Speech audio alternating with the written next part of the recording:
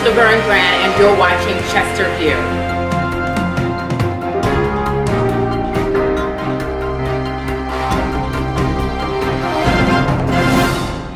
Good evening, this is Tanisha LaVerne. I am a native of Chester, Pennsylvania. I have returned home today to be the facilitator of the Chester Made Correspondence Workshop, where I spent the afternoon teaching a community of men and women of all ages, of all backgrounds, what it means to be a journalist and what it means to be an entertainment journalist in the new space of tech and the new space of social media. Hey, what's up, everybody? It's me, Frida Cheat again. Wow, you watching Chester View.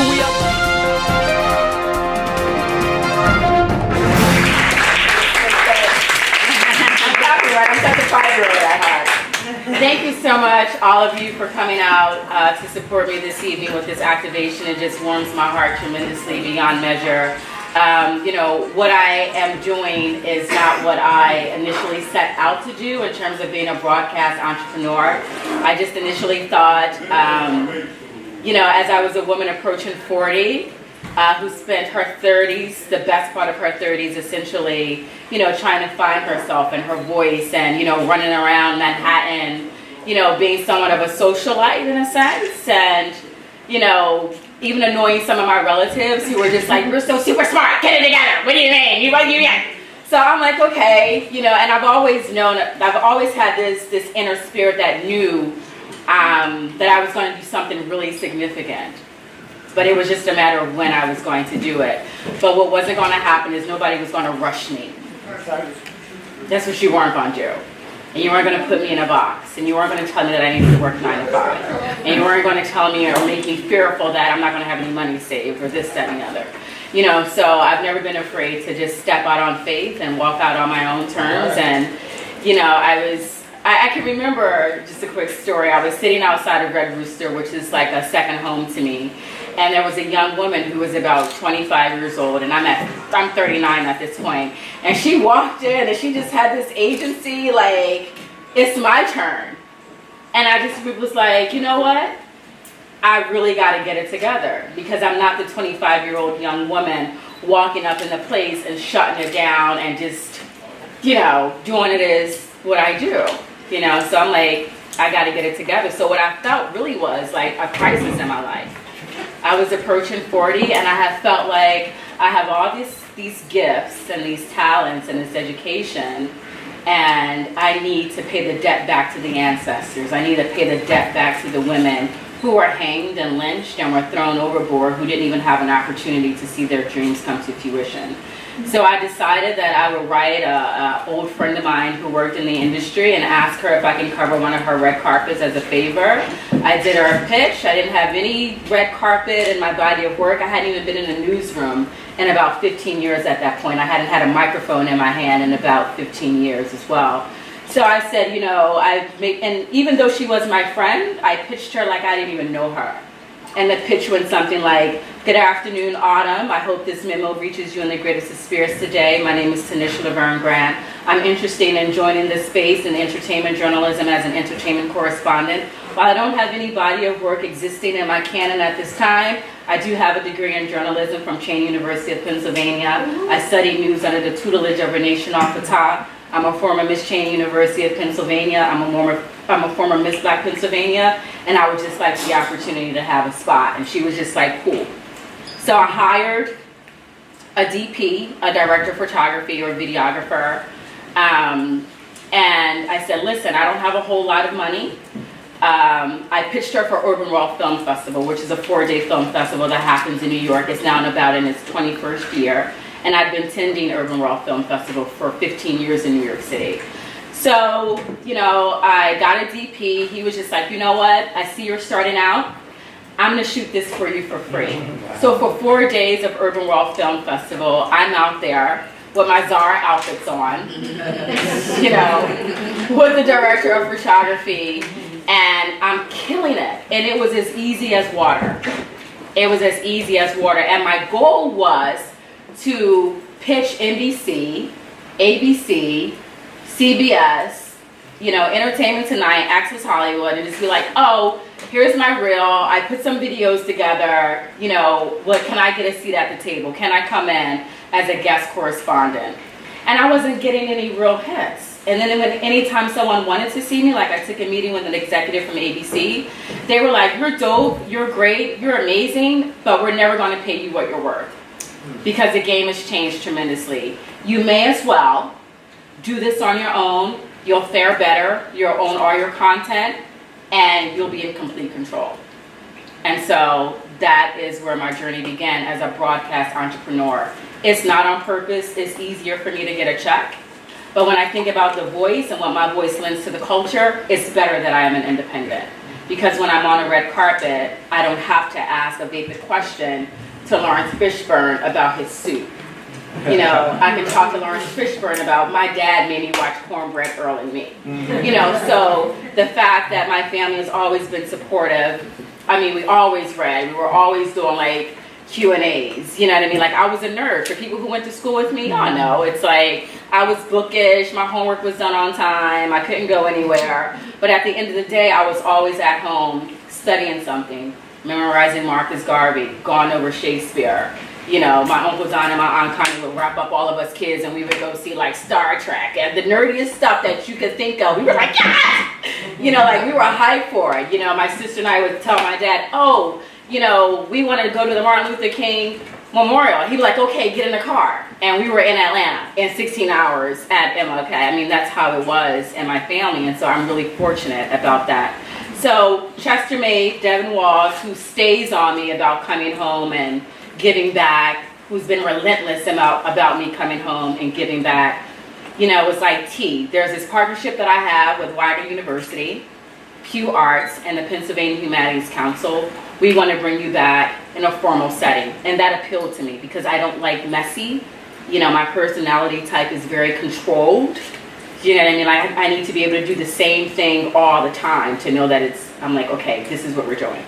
So they brought me back and I'm here today, and I led an amazing workshop with some amazing women and some amazing young people about what it means to be a journalist and what it means to be an entertainment journalist in 2018 because the space has changed. It's Melvin Jackson Jr. and you're watching Chester View.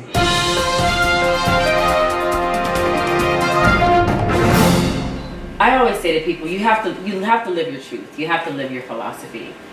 You know, and I live my philosophy. I love television. I love film.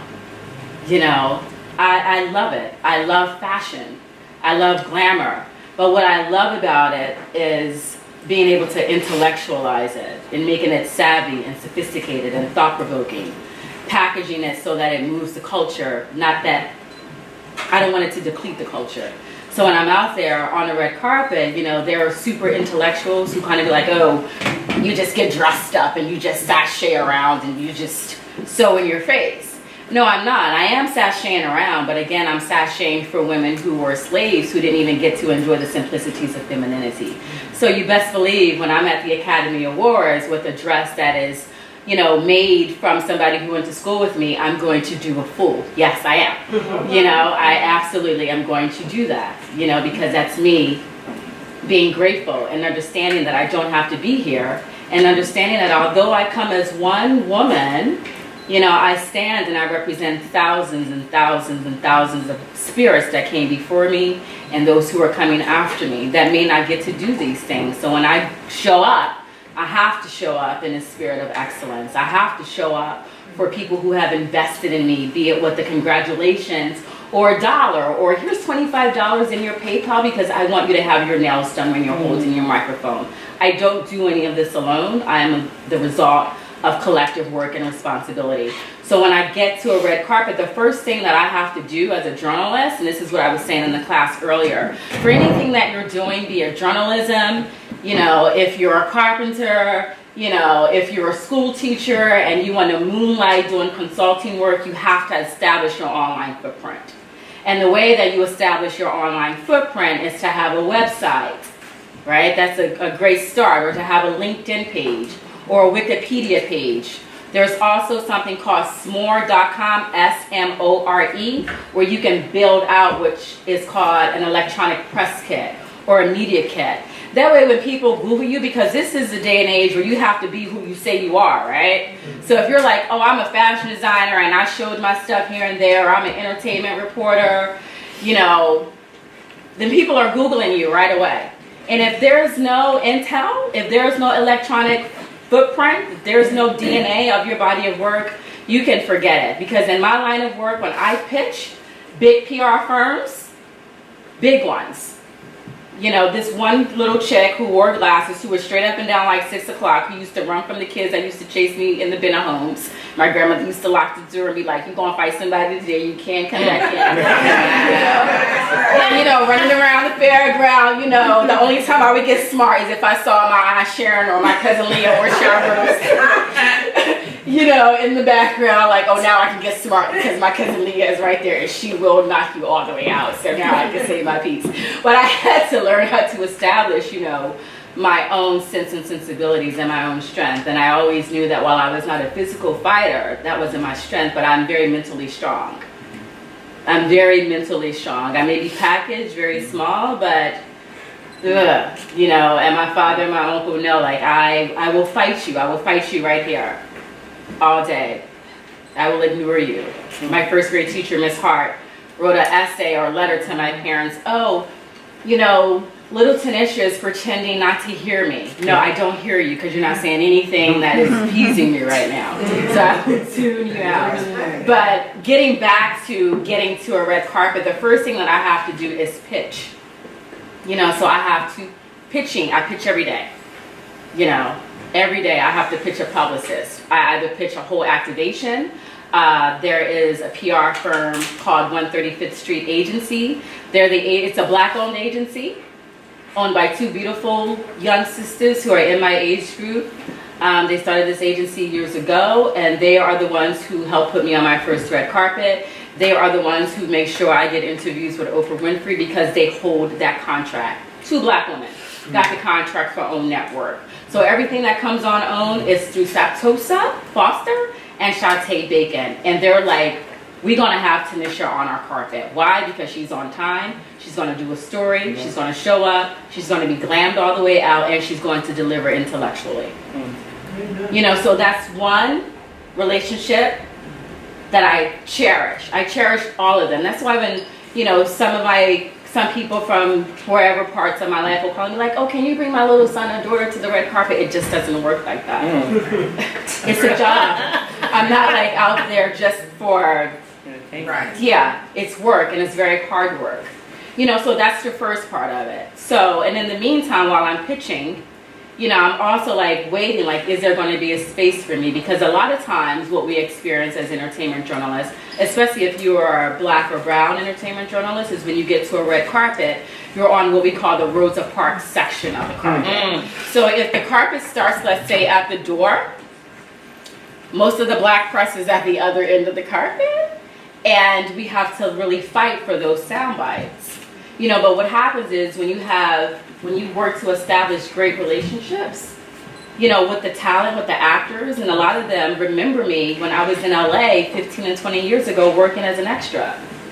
You know, so what saves me a lot is if a carpet is packed, and if I'm repping black media and I'm all the way in the Rosa Parks section at the end and somebody like Lorenz Tate walks by, despite what his white publicist is saying, like, oh, you don't have time to talk to black media, Lorenz is like, T, what's up? You know, so he's going to come over and talk to me. You know, Cicely Tyson, they know what time it is. You know, Cicely Tyson will walk by every young white reporter Googling and Gagaing for you. And I was like, my parents made me watch Sounder. You know, and she will come right over. And they're very intimate. Like, you can see in the reel, like, they want to help you. They want to get you to the next level. They want to see you shine. They want to see you take it. Like that interview with Lynn Whitfield. After that interview, Oprah was coming. And she's like, listen, Oprah's coming. Okay? I'm going to shadow block this chick right here to make sure you get your shot. Yeah, the game is monster. You know, my interview with Forrest Whitaker, his publicist came up to me and was just like, oh, you know, Forrest doesn't have time to speak with you. So I went over to his wife, Keisha, because wife is the queen. All right. So I said, you know, Mrs. Whitaker, my name is Tanisha LaVerne Grant. I flew in from New York City to cover the NAACP Image Award to specifically talk to someone like your husband, Mr. Forrest Whitaker, about his work. I'm a graduate from an HBCU. I know Forrest has, you know, a partnership with a lot of HBCUs, and I would like to talk to him. But his publicist says that he doesn't have any time for me. She was like, that's ridiculous. She's like, Forrest, you know, so you have to fight, and that was what I learned, like, coming up in this city. Like, I wasn't a physical fighter. Like, I would get terrified when girls would be like, I'm gonna beat you up because you think you're cute. You know, so I had to, like, get these chicks off of me, and I would shred them with my tongue, like, every time. Yes. Like, every time, you know, and they, like, people would realize, they couldn't even understand, like, why I was friends with some of the most hardest and rambunctious, you know, little girls growing up, because they knew that my tongue was so sharp. And they're like, we don't feel like fighting at AT. Can you say something to them? Can you please say something to them? You know, so this business is all about pitching and developing and relationships and building those relationships, but it's also about taking big gambles, you know, and how much are you willing to risk? You know, what's it worth to you? What are you willing to give up? You know, and I've always wanted big. What's up, y'all? This your boy Jamai, and I'm here to tell you about Honeycombs, my brand new single that I wrote, produced, arranged, and composed. I need you guys to check it out. I want y'all to download it. It's available on iTunes, Amazon, and Google Play. Come out today, August 17th. Help me get my first week sales on the Billboard charts by simply supporting it, downloading it, talking about it. If you do this for me, it'll be sweet like honeycombs. Download that joint today.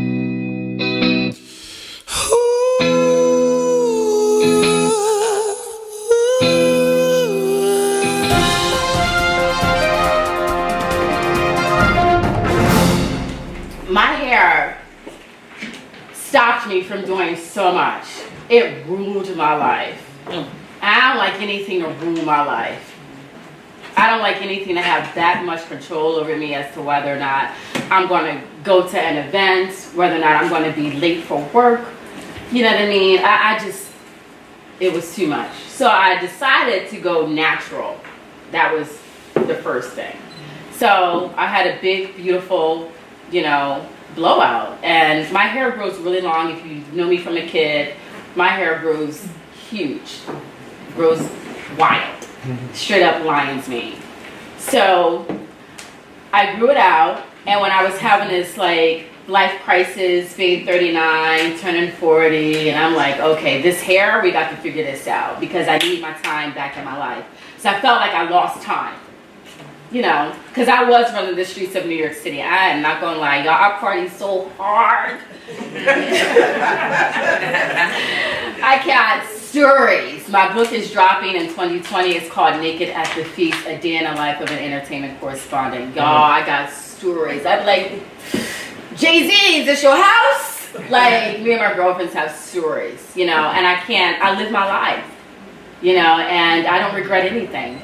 I don't regret anything. I lived. I'm not going to be 50 trying to be 45 and 55 trying to be 25. I lived my life. You know, but getting back to the hair thing, when I decided that I wanted to go back to television news, the natural, I'm like, I kept seeing on social media how black women were getting fired for having natural hair. I'm like, this is crazy. So I'm like, you know, I gotta relax it. So I relaxed it. I went and got a PCJ, relaxed it, and I look like my old self. And I'm looking at her and I'm like, you are so much better and doper than this chick with this blowout. Like, the woman I was looking at just did not seem to be about that life. The hair didn't match my evolution. And I'm like, you know what? I'm just gonna shave it off. I can't have this relaxer. I'm gonna shave it off and I'm gonna go back to being natural, and I'm gonna fight Oh, that's not where she, y'all, I can't even tell right now, but this is not what I showed you. Okay. Yeah. Y'all, okay, I'm a sidebar. Michiko, my aunt. Let me answer Michiko, and then I gotta come back to this Wendy Williams thing real fast. So, I went to the barber shop. The goal was for me to cut the hair off and to grow my natural back out. I'm like, I'm gonna have to fight to be a natural woman in media, in TV, in prime time. It's just gonna be my fight. You know, so when I went to the barber, I'm like, you know, cut it all off. And they were like, off? I was just like, yeah, cut it all off. You know, the first barber was like, well, let me have my homegirl cut you in a little pixie cut, like, we'll do that. And I was just like, all right, cool. You know, so they did that, and I'm like, you know what, shave it all off, shave it down to the skin, shave it to the butter. He was like, all right. And when he got it all off, I was like, oh my God. You know, I fell in love with myself, and it's okay to fall in love with yourself. You're supposed to be in love with yourself. That's your strength. And I fell in love with myself. And I was just like, wow, this is a crutch. And I can't speak for anybody else, but I'm like, I don't need this. You know, and so that was another marker for me. You know? Perfect head, by the way. I just Girl, let me tell you something. Everybody in my family takes credit for this head. They were like, I held you. When I babysat you, I shaped it. I shaped it this way, and then I shaped it back that way. Yeah, you know. And my aunt Ruthie used to tease me for having a long neck. Well, it all flows. Do y'all see the profile on this chick? Like, please believe it. You know, so you come into yourself, and it was just my way. This is how I came into myself. And I love just the freedom, and I love the time that I have back into my life, and I love that, you know, when I step on a red carpet, that people are checking for me. They're looking for me. You know, I love that I don't look like everybody else. When you're young, you want to fit in, you want to be like everybody else. But when you're a woman of true agency, you're like, I want me. I want me to stand out, you know. So that was a major turning point. Like, I didn't think I was going to stay bald. I'm like, just shave it all off because I want the relaxer out, and I'll just grow back the natural. But I ended up keeping it.